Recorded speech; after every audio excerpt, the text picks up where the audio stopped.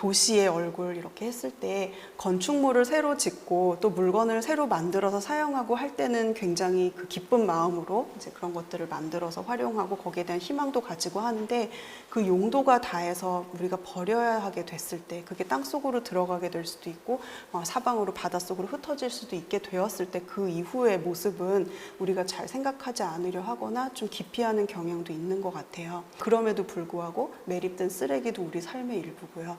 그 땅속에 묻었다고 해서 사라지는 게 아니라 우리가 다시 꺼내 봤을 때 우리가 어떻게 살았는지를 보여주는 하나의 또 새로운 얼굴이 될 수 있지 않을까 생각을 합니다.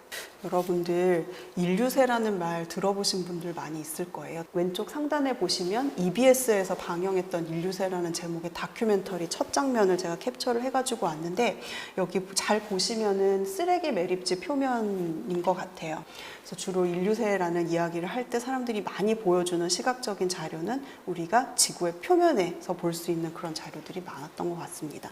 그런데 사실 인류세는 층서학이라는 학술 분야에서 비롯된 개념이고요. 저렇게 못을 박아갖고 여기서부터는 사람이 만든 층이에요 하고 구분할 수 있는 층으로 우리가 정의할 수 있게 되지 않을까 하는 질문에서 나온 게 바로 인류세입니다. 그래서 인류세가 지금 아직 청소학협회에서 공인된 하나의 세는 아니고, 그렇기 때문에 2023년 4월에 만든 이 차트에는 인류세라는 표시가 없어요. 그런 시대의 구분은 수많은 사람들이 협의에 걸쳐서 수년간 이루어지는 일이기 때문에 당장 우리가 인류세를 공인하거나 지정하지는 않겠지만, 그게 꼭 층서학적인 지층으로 기록되고 아니고를 떠나서 사람이 정말 광범위하게 이렇게 지구의 어떤 환경을 변화시키는 이 일이 어떤 의미를 가지는지에 대해서 생각할 수 있게끔 해주는 그런 키워드도 되는 것 같아요. 내가 사용하고 소비하고 그 다음에 끝난 물질들이 이 안에서 어떻게 순환할지를 구체적으로 하나씩 사례를 들여다보는, 더 가까이 다가가보고 경험해보는 노력을 통해서 이 도시의 생태를 좀 더 잘 이해할 수 있게 될 것 같고요. 그렇기 때문에 이제 막연한 어떤 두려움보다는 구체적인 활동, 구체적인 관찰을 통해서 여러분들이 앞으로 구성하시게 될 AR 환경의 어떤 사례들을 찾아보면은 좋지 않을까 생각합니다.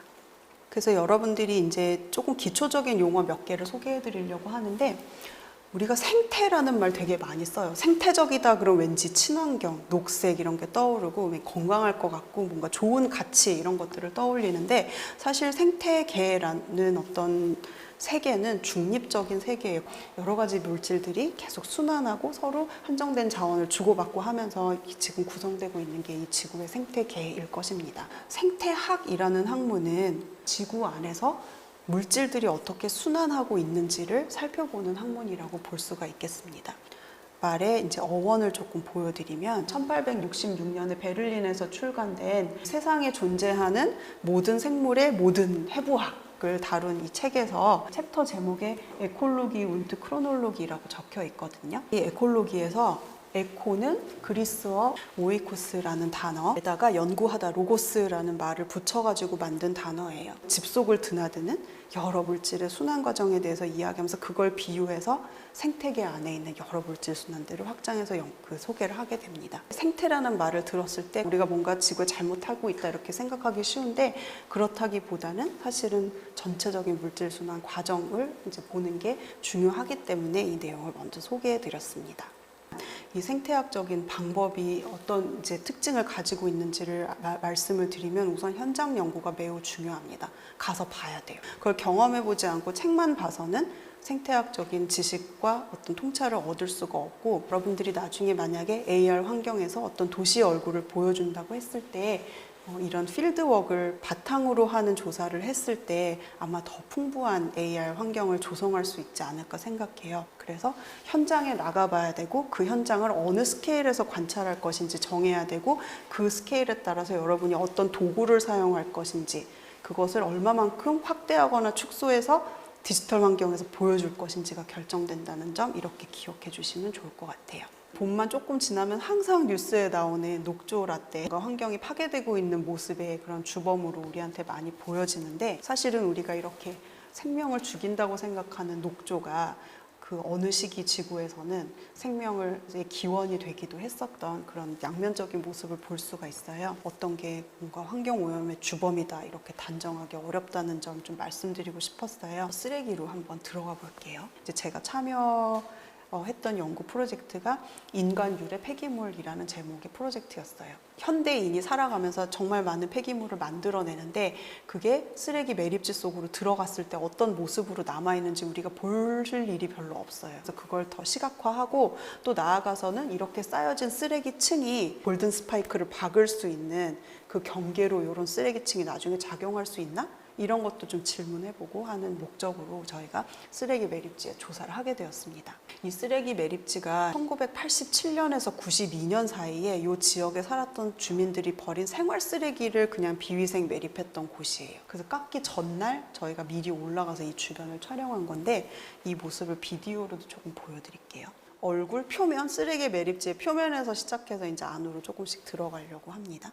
숲이 자리 잡으라고 잘 퍼지는 나무를 심었어요. 일부러 사람들이. 사실 여기 우리가 되게 아름다운 숲같이 보이지만 여기서 이 잡초 씨들이 엄청 많이 생겨나거든요. 또 어떤 관점에서 보면 침입성 강한 생물의 온상이 또 되어버리기도 했던 거죠. 이제 제가 시추기로 뚫는 모습을 좀 보여드릴게요. 기계에 연결해서 파이프를 계속 돌려가지고 뚫어서 들어가요. 땅속에 있었던 게 표면으로 나타나는 걸 우리가 보는데 이 장면 보시면 보기에도 막 끈끈하고 막 그렇지만 냄새가 어마어마했습니다.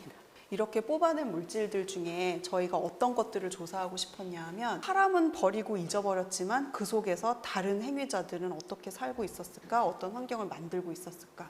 그래서 이걸 이제 제가 집으로 전부 가지고 와서 마당에다 텐트를 펼쳐놓고 다 해체를 했어요. 한 장씩 전부 사진으로 이렇게 찍어서 아카이빙을 하고 제일 많이 나왔던 게 이게 생활 쓰레기다 보니까 라면 봉투였어요. 먹고 사는 너무 서민들의 삶이 이렇게 보여지면서 마음이 되게 애잔하더라고요. 검정 비닐봉투의 표면을 1만 배, 10,000배를 확대해서 이제 살펴본 모습이에요. 입자가 생기기도 하고 틈이 생기기도 하고 파이기도 하고 그 위에 미생물 껍데기가 찍히기도 하고 이게 우리가 생각하는 것처럼 막연히 안 썩는다 그리고 독이다 이렇게 단순하게 말하기에는 되게 많은 일이 흙 속에서 일어나고 있다는 것을 조사를 통해서 알 수 있었고 또 다른 한편으로는 우리가 눈으로 볼 수 있는 스케일에서 봤을 때는 정말 종이를 비롯해서 우리가 썩어서 없어질 거라고 생각했던 수많은 사물들이 안 썩고 땅속에 그대로 보존돼 있는 걸로도 볼 수가 있었어요.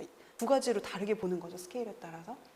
그래서 이런 양면성들이 모든 물질에 다 있기 때문에 여러분들이 극단적으로 혹은 표피만 보고 어떤 결론을 내기보다는 땅속을 들여다보고 그 다른 얼굴들을 어떤 크기, 어떤 스케일로 볼 수 있는지. 그래서 제가 아까 생태 조사할 때는 현장을 봐야 되고 스케일을 봐야 된다고 말씀드렸는데 그 두 개를 염두에 두고 봤을 때 조금 더 깊이 있는 관찰을 할 수 있을 것 같아요. 그리고 여기서 저희가 한 가지 더 했던 일이 뭐냐 하면 이 속에 들어있는 미생물 종을 전부 분석해 봤어요. 2007개 종 정도 되는 박테리아와 고세균 종을 발견했어요. 우리가 쓰레기 매립지 그럼 죽은 땅처럼 생각되고 그리고 굉장히 해로운 환경처럼 생각하지만 어떤 생물들한테는 풍부한 그 삶의 터전과 양분을 제공하는 생태적인 틈새가 될 수도 있겠구나 하는 것을 또 깨달을 수가 있었습니다. 그래서 이 쓰레기 매립지라는 어떤 환경, 표면에서 봤을 때 흙을 파보기 전에는 정말 푸른 숲 같았지만 사실은 잡초의 온상이라는 관점에서도 볼 수 있었고, 흙도 보면은 안에 엄청 냄새가 많이 나는 지저분한 해로울 것 같은 물질도 많이 나왔지만 그 속에서 이렇게 많은 생물들이 또 잘 살고 있었고, 그 속에 있는 우리가 만든 인공물들, 사물들은 보존도 되고 있었지만 또 한편 분해도 되고 있었고 하는 여러 가지 다양한 측면들을 저희가 직접 땅을 파서 속으로 들어감으로써 어떻게 보면 하나의 우리가 평소에 보지 못했던 도시의 얼굴을 볼 수 있는 그런 계기가 되어줬던 것 같아요.